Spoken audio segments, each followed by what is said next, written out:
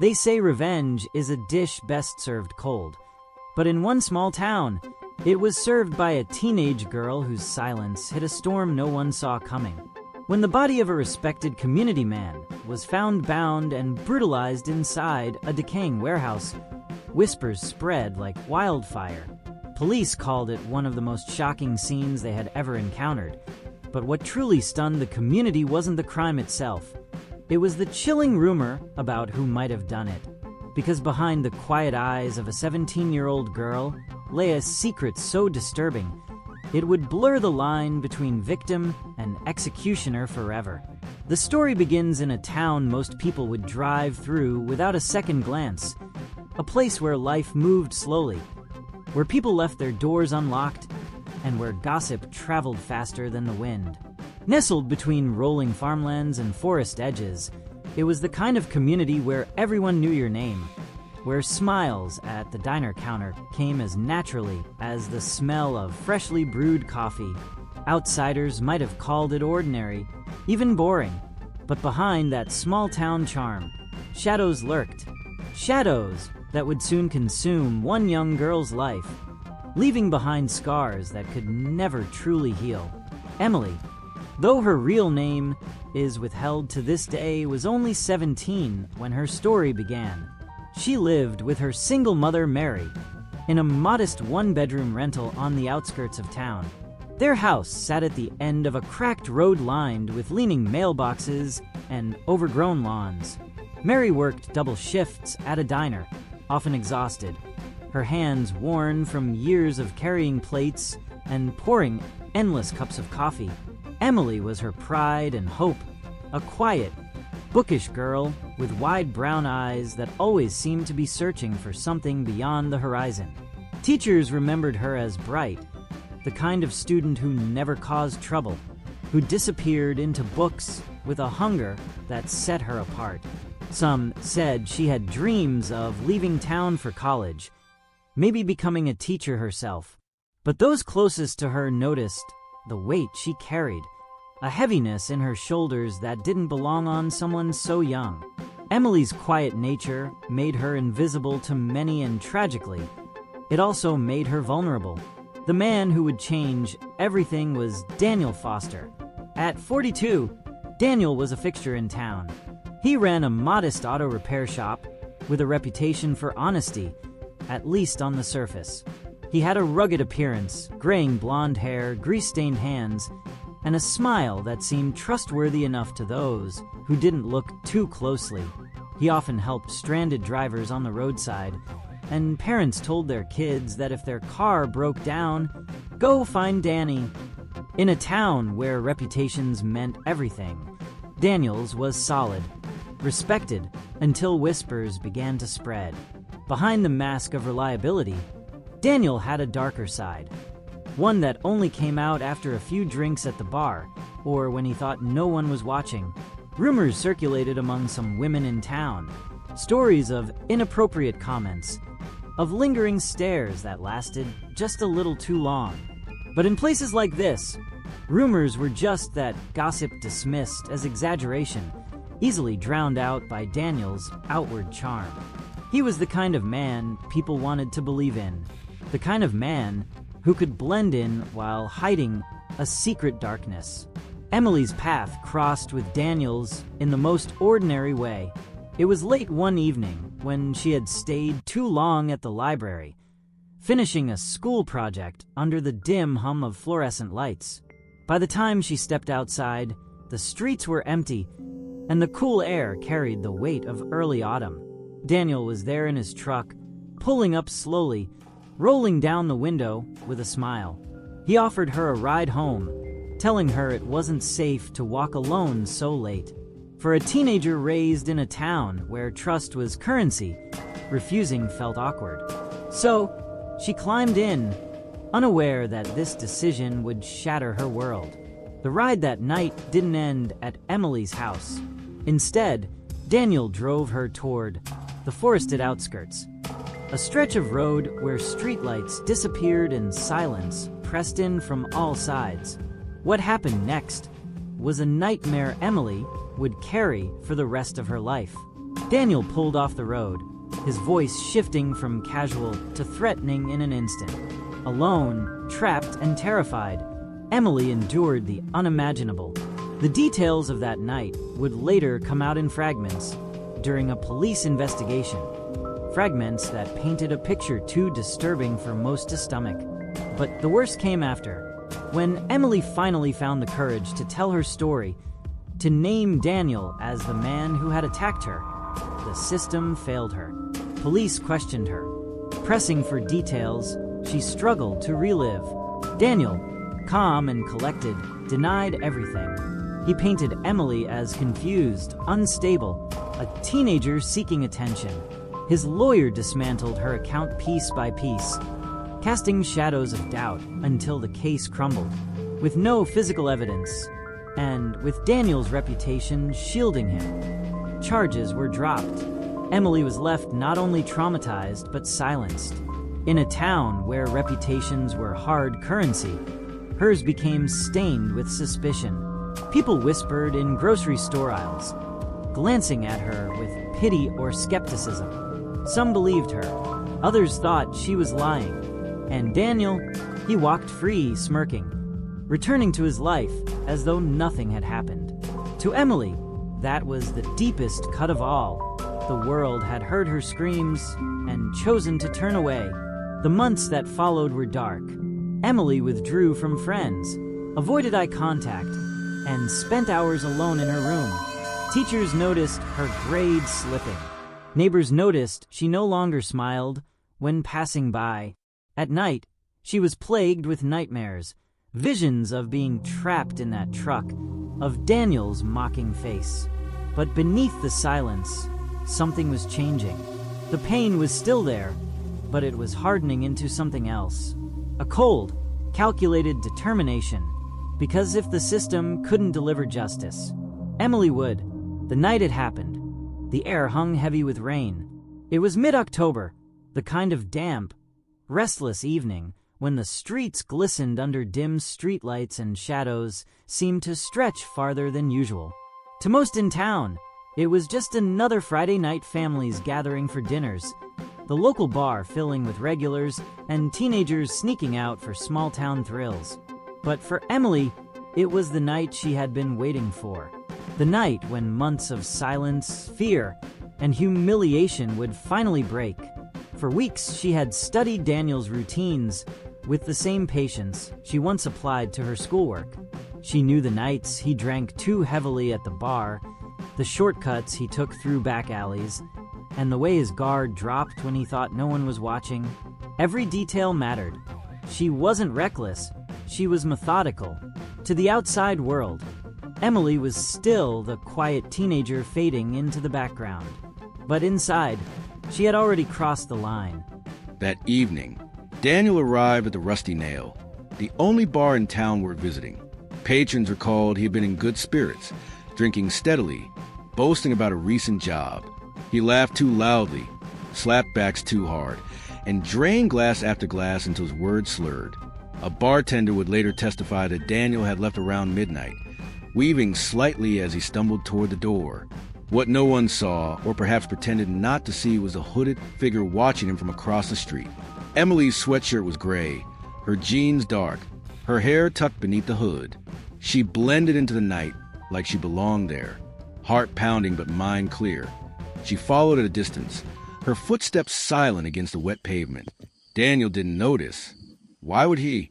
In his mind, he was untouchable, a man who had escaped justice once and would never face consequences. But the shortcut he took that night, through a narrow alley lined with dumpsters and broken glass, would become his graveyard. Emily struck fast. With a metal pipe concealed in her backpack, she swung with precision, the blow connecting with his knee. Daniel collapsed with a grunt of shock, clutching at his leg. Before he could shout, Emily pressed the pipe across his throat, the weight of her anger finally unleashed. His strength, dulled by alcohol, wasn't enough. She bound his wrists and ankles with duct tape, dragging him deeper into the shadows. Witnesses later recalled hearing a muffled sound, something between a cry and a growl, but in a town accustomed to bar fights, no one paid attention. Daniel was still alive when she dragged him into the abandoned warehouse at the edge of town. The building had once been used for storage. Its broken windows and rotting beams, a haunting landmark children dared each other to visit. That night, it became the stage for Emily's reckoning. Inside, the scene was chilling. A single flickering bulb hung from a wire, casting harsh, stuttering light across the cracked concrete floor. Daniel groaned, still bound, his eyes finally registering fear. He begged, pleaded, cursed. But Emily remained silent, her face hidden in the shadow of her hood. She forced him to confront the truth he had denied, each question delivered with ice-cold calm. Why me? Why did you lie? Do you remember what you did? Daniel tried to deny it at first, then shifted to bargaining, then rage. But none of it mattered. Emily wasn't looking for answers. She was delivering judgment. What happened over the next few hours can only be pieced together from the evidence left behind. Bruises indicated sustained blows. Rope burns suggested he had fought against his bindings. And the final detail that chilled investigators: the word liar scrawled across his chest in thick black marker. It was a message, not just for him, but for anyone who doubted Emily's truth. By the time Daniel's body was discovered the following morning, he was unrecognizable. Blood pooled beneath him, his face battered, his wrists raw. The brutality suggested rage, but the precision, the calculated way he had been subdued, and silence hinted at something far more chilling. This wasn't a random act of violence. It was personal. The discovery sent shockwaves through the town. Police cordoned off the warehouse. Investigators combed the scene for clues, and journalists circled like vultures. But beneath the official chaos, whispers began to spread. Everyone knew Daniel had enemies. Some said it was rival mechanics. Others hinted at debts owed to dangerous people. But in hushed voices, behind closed doors, one name surfaced again and again: Emily. Those who knew her noticed the change. She no longer avoided eye contact. She no longer flinched when Daniel's name was mentioned. Some classmates whispered that she carried herself differently, as if the weight that had once crushed her had been lifted. Teachers remembered a chilling detail. Just weeks before, Emily had submitted an essay for English class about justice. In it, she described a character who took back power when the world looked away. Still, suspicion was enough. Forensic teams scoured the warehouse but found no fingerprints, no DNA tying her to the scene. The tape, the marker, the pipe all wiped clean or missing. Investigators questioned her, pressing for inconsistencies, and though her answers faltered at times, she never broke.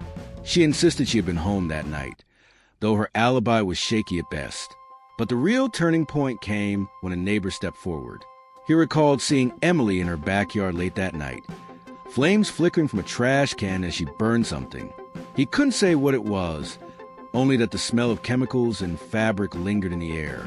Police searched the ashes days later, finding only unidentifiable scraps. But to the town, the implication was clear: she had destroyed the evidence. The case should have been airtight, but without concrete proof, Emily remained free. And so, the crime, the brutal death of Daniel Foster, lingered in a gray area between justice and vengeance. For the police, it was a failure. For the town, it was a reckoning. And for Emily, it was only the beginning of a story that would haunt her forever. When Daniel Foster's battered body was found sprawled on the cold floor of the warehouse, investigators described the scene as calculated rage. The brutality was undeniable, but so too was the methodical precision behind it. Duct tape on the wrists and ankles, a deliberate word carved into the moment: liar. To law enforcement, it screamed of someone with a personal grudge. Yet the deeper they dug, the murkier things became. The police chief, a man named Harold Whitman, stood in front of flashing cameras the morning after the discovery. He promised swift justice, vowing to bring the monster responsible to light. But in the hushed conversations at the station, officers admitted what the town already suspected. Daniel Foster had plenty of enemies, a man with debts, grudges, and whispered misdeeds. Anyone could have wanted him dead. But one name rose to the surface again and again: Emily. At first, suspicion was unspoken, an undercurrent. Investigators noted how Daniel's recent legal troubles, accusations of sexual assault, dismissed for lack of evidence lined up with Emily's story. The word liar etched across his chest seemed like a message meant for the entire town, not just for Daniel. It was as though someone was shouting what Emily had whispered months earlier. He hurt me, and no one believed me. But suspicion alone doesn't build a case. So, detectives began picking apart her life. They questioned her at the station, under harsh fluorescent lights, the air heavy with cigarette smoke and the weight of unspoken accusations. Emily sat across from them in her gray hoodie, hands folded in her lap. At 17, she looked small, almost fragile, yet her answers carried a steadiness that unsettled the investigators. "Where were you the night of October 14th? One detective asked. "At home," she replied. "Can anyone confirm that?" "My mom was working late. She got home after midnight." The problem was obvious. Her alibi was thin, barely held together by timing. Worse still, neighbors remembered seeing her that night. One described a figure slipping into her backyard around 2 a.m.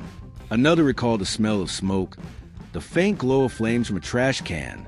By the time investigators sifted through the ashes days later, they found only scraps of charred fabric and melted plastic unidentifiable, but suspicious. Then there was her school essay, a piece of writing she had submitted to her English teacher just 2 weeks before the murder. The essay told the story of a girl who was wronged by a predator, ignored by those meant to protect her, and who took justice into her own hands. It ended with a chilling line. Sometimes justice wears a face of vengeance. When investigators got their hands on it, they treated it like a confession on paper. But still, no fingerprints, no DNA, no weapon. Without hard evidence, suspicion was just smoke. In the town, however, suspicion turned into wildfire. People whispered in grocery aisles, on bar stools, in church pews. Some said Emily was a hero, the kind of avenger who did what the law couldn't. Others branded her a murderer, a teenager consumed by darkness. Parents warned their children not to talk to her, not to sit near her in school. She became an outcast in the very place where she had once been invisible. The media circled like vultures. Headlines called Daniel's death a warehouse murder, painting him as a respected mechanic cut down in his prime. Few outlets mentioned the allegations against him or the girl who had accused him. Emily's story was buried beneath layers of respectability politics. To the outside world, she was just a name tied to rumors. But inside the town, her presence was a ghost that haunted every conversation. And yet, despite the whispers, Emily walked free. Investigators had their suspicions, but not their proof. Chief Whitman admitted it in a moment of frustration. "We know who did this. We just can't prove it." For Emily, the failure of the system was a bitter echo. Months earlier, she had come forward, trembling but determined, to report her rape.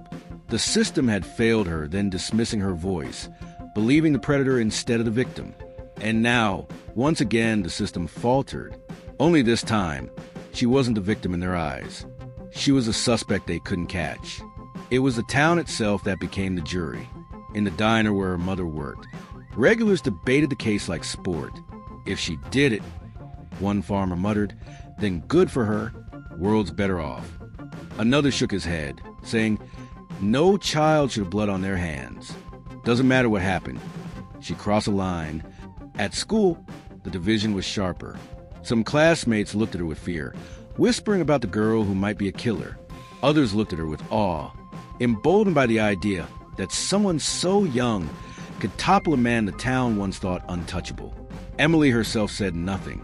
She drifted through hallways with her head held higher than before, her silence speaking louder than words ever could.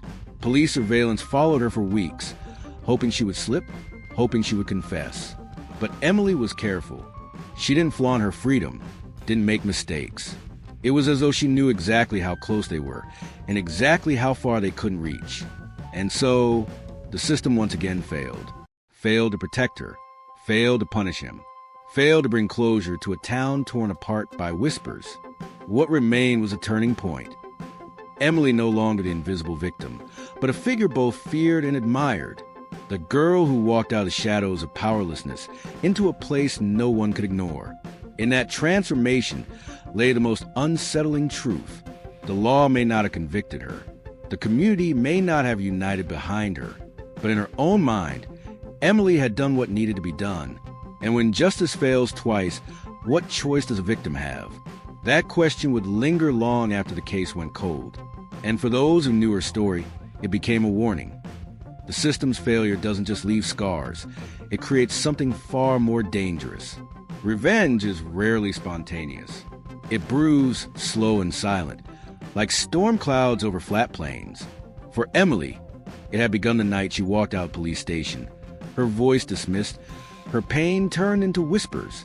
What followed was months of humiliation, avoided stares, cruel laughter at school, teachers who looked at her with pity but said nothing. All of it hardened her resolve. Emily didn't want an apology. She didn't even want the community to suddenly believe her.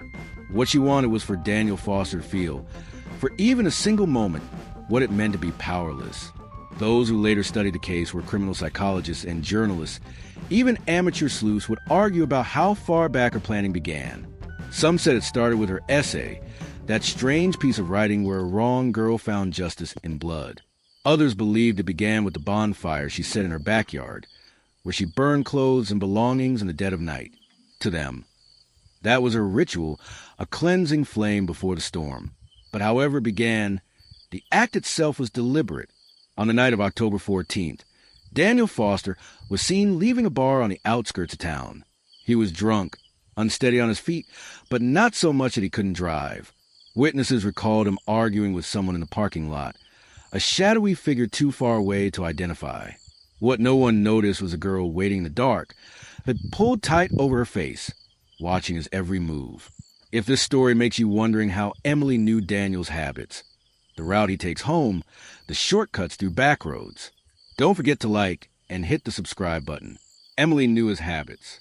She knew the route he took home, the shortcuts through back roads, the detour he always made to check the old warehouse where he stored his tools. She had followed him before, unnoticed, learning his patterns like a hunter studying prey. That night, everything lined up. The warehouse was empty, cold, the hum of crickets swallowed by silence.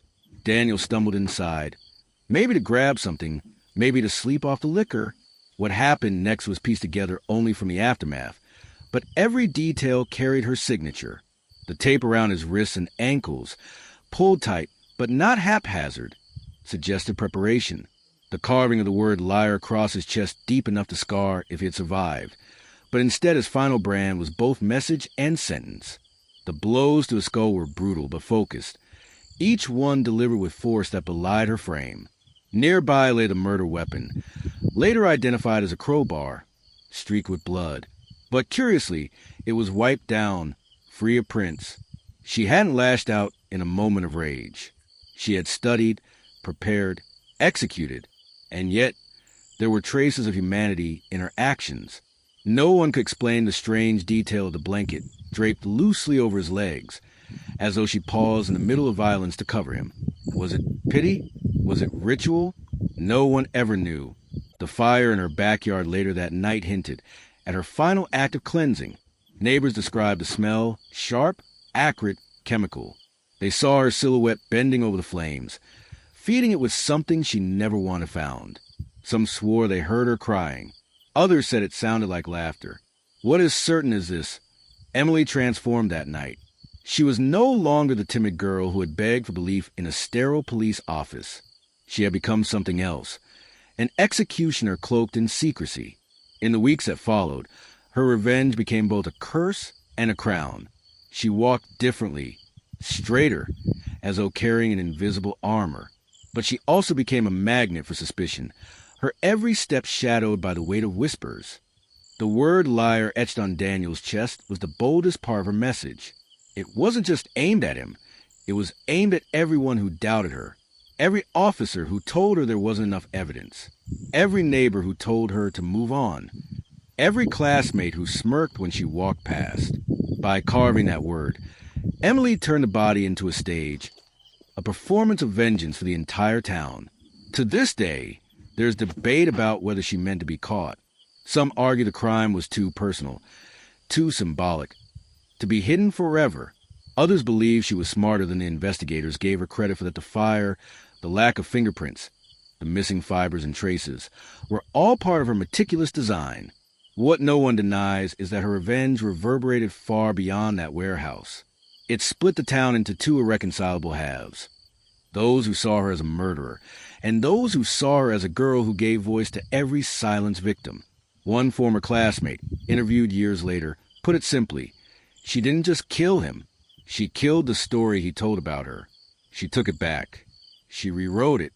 For the police, however, it was the perfect storm of frustration. Every time they thought they had a lead, a neighbor's testimony, a scrap of burned fabric, they ran into dead ends. Evidence had been destroyed. Witnesses were unreliable. And Emily remained calm, poised, silent. Her revenge had worked on two levels. It silenced Daniel Foster forever, and it silenced the system that once silenced her. To this day, the case remains one of the most divisive in local history. No trial, no conviction, no confession. Just a girl who walked into darkness and came out carrying a truth only she knew. When Daniel Foster's body was first discovered, the town didn't just gasp, it fractured. The gruesome crime scene at the abandoned warehouse was unlike anything the sheriff's office had handled before. Officers described it as a message written in blood, one that didn't just speak to the victim but to the entire community. Word spread fast, faster than the official reports could catch up. By noon the following day, every cafe, grocery aisle, and church pew was alive with whispers. Police knew immediately this wasn't a random act of violence. The careful bindings, the carved word on Daniel's chest, the absence of fingerprints. It all screamed of a killer who wanted to be understood, not just feared. But the problem was that no one wanted to admit what the message truly meant. The official press release called Daniel a respected community member, a phrase that rang hollow for those who remembered the whispers about his past. Some locals muttered under their breath that he had always been too friendly with the girls. Others defended him, insisting he was a victim of a cruel and senseless act. It was as if the town itself was on trial, forced to confront the things it had ignored. For investigators, the search for answers became a labyrinth. They interviewed dozens of people, bar patrons who saw him last, neighbors who claimed to hear the bonfire crackling late at night, classmates who remembered Emily's essay. Each lead pointed back to her, and yet each time they reached for evidence, it slipped away like smoke. Her backyard fire had devoured whatever she chose to feed it. Her silence devoured the rest. Still, suspicion clung to her like a second skin. Students noticed how her posture changed in the weeks after Daniel's death. She no longer avoided eye contact. Instead, she met stares with strange, quiet confidence. Teachers whispered in the staff lounge. Parents warned their children to keep their distance. One mother described seeing Emily in the grocery store aisle, standing in front of a shelf of cereal, her expression unreadable. It was like she knew something the rest of the U.S. didn't, the woman said later. Like she had already decided who deserved to be afraid. The sheriff's office was split. Some deputies were convinced Emily was their suspect, that the symbolic carving was too personal to be anyone else's handiwork. Others warned that without evidence, pressing her too hard, could collapse the case altogether. Behind closed doors, one officer even admitted, "She's either the smartest kid I've ever seen or the most broken. Either way, she's untouchable right now." Journalists smelled blood. Regional newspapers sent reporters into town, hungry for a story that was equal parts tragedy and spectacle. They painted Daniel as a pillar of the community while subtly hinting at the murmurs of his behavior. They painted Emily as a fragile survivor turned possible avenger. The headlines wrote themselves, From Victim to Suspect and Teen Silence Haunts Investigation. But the most chilling part wasn't the coverage or the investigation. It was the community itself. Friends stopped speaking to one another. Church congregations split over whether Emily was a murderer or a girl who had done what no one else dared. Families argued at dinner tables, some insisting justice had been served, others demanding the sheriff make an arrest. It was as though the entire town had been thrust into the role of jury, but no one could agree on the verdict. The Foster family was outraged. They insisted Daniel was innocent, that he was being smeared to justify his death. They held vigils, lit candles, prayed loudly for answers. Yet, curiously, few people attended.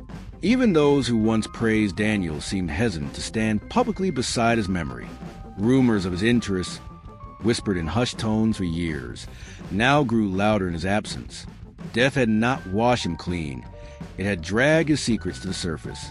Emily, for her part, said nothing. She attended school, turned in assignments, and carried herself with unnerving calm. Police questioned her again and again, each time meeting the same polite, blank responses. She admitted nothing, denied nothing. When asked where she was the night of the murder, she simply said, "At home," a statement impossible to prove or disprove. And so the case stalled. Without evidence, there was no arrest. Without closure, the town simmered in tension. Years later, retired officers recalled the most frustrating case of their careers not because they lacked a suspect, but because they had one staring in the face and still couldn't move forward. Meanwhile, the legend of Emily Harper began to grow. Online forums picked up the story, some calling her a vigilante hero, others branding her a cold-blooded killer. True crime bloggers dissected every detail of the case, from the burned bonfire to the word liar carved on Daniel's chest. Amateur sleuths speculated she had an accomplice, perhaps another girl who shared her pain. Others suggested she acted alone, fueled only by rage and precision. The truth was lost somewhere in the ashes. For the townspeople, the aftermath of Daniel's death never really ended. The warehouse was eventually torn down, but locals say no one forgets what happened there. Some avoid the road entirely, while others still drive past slowly, as if expecting to see a figure standing in the shadows. But the greatest legacy of that night was the silence it left behind. Silence from the authorities, unable to close the case. Silence from the foster family, whose grief hardened into anger. And silence from Emily herself, who carried on with her life as though the world's most haunting secret had never passed through her hands. One former neighbor put it best: we all wanted justice. The question was, whose justice were we looking for? If you're hooked by the chilling story, don't forget to like and hit the subscribe button. Every true crime case has a breaking point, a detail that flips the narrative upside down. For months, the story of Daniel Foster's death was one of brutality and suspicion, centered squarely on Emily Harper. But then came the twist, the discovery that proved nothing in this case was simple. It began with an overlooked file. 6 months after Daniel's death, a new detective named Rachel Kincaid was assigned to review cold cases. She was meticulous, the kind of investigator who questioned even the smallest oversight. One night, long after most of the office had gone home, she dug through a stack of supplemental report statements too minor to be included in the official case folder. That's when she noticed something odd. A bar patron, dismissed at the time as unreliable due to intoxication, had claimed he saw Daniel arguing not with a single figure in the parking lot that night, but with two. One, a slender person in a hoodie, matched the vague outline of Emily, but the other, described as a man in his 40s, broad-shouldered, with thick beard. This was never followed up. The focus on Emily had been so complete, so overwhelming, that the possibility of another suspect had been quietly erased. Detective Kincaid reopened the lead. Through cross-referencing bar surveillance footage, she identified a local man, Gerald Haskins, a former friend of Daniel's with a history of violent outbursts. Haskins and Foster had fallen out years before over money, but the animosity had clearly lingered. When questioned, Haskins denied involvement, claiming he had been at the bar all night, but his alibi crumbled quickly. There was a 40-minute gap where he was unaccounted for. For a moment, suspicion shifted. Could the murder have been a grudge killing, conveniently misinterpreted as Emily's revenge? But then came another twist, one far darker. While searching Haskins' property, detectives found something chilling, a collection of journals filled with disturbing entries about Daniel. In them, Haskins accused Daniel of being a predator, of ruining girls' lives. Some entries specifically mentioned Emily by name. One passage read, "She's just another victim. Nobody listens. Maybe I'll do what nobody else will." This discovery sent shockwaves through the investigation. Suddenly, Emily's role wasn't so clear. Had she really orchestrated the murder alone? Or had Haskins taken justice into his own hands? leaving behind a crime scene that echoed Emily's pain so strongly it framed her without words. But here's where the case veered into even stranger territory. A forensic re-examination of the warehouse revealed a faint, nearly invisible fingerprint on the crowbar. It didn't match Daniel. It didn't match Emily. It matched Haskins. The problem? The binding method on Daniel's wrist was delicate, almost surgical, the kind of precise knots Emily had been known to tie in art class projects. Haskins, by contrast, was clumsy, his history filled with bar fights and blunt violence. Could he really have staged such an intricate scene? Or had Emily and Haskins somehow crossed paths that night? Two broken souls colliding in the same pursuit of vengeance? Theory split into two camps. Some believed Emily did it all, and Haskins merely hovered in the background, inserting himself afterward in a delusional bid to claim ownership of the act. Others argued that Haskins delivered the fatal blows, and Emily's involvement was limited to symbolic gestures. The carving, the blanket, the fire. But the most haunting theory was the one no one wanted to say aloud. That Emily and Haskins worked together, each bringing their own demons to the warehouse. She wanted revenge. He wanted justice. Together, they delivered both, then erased the bond in silence.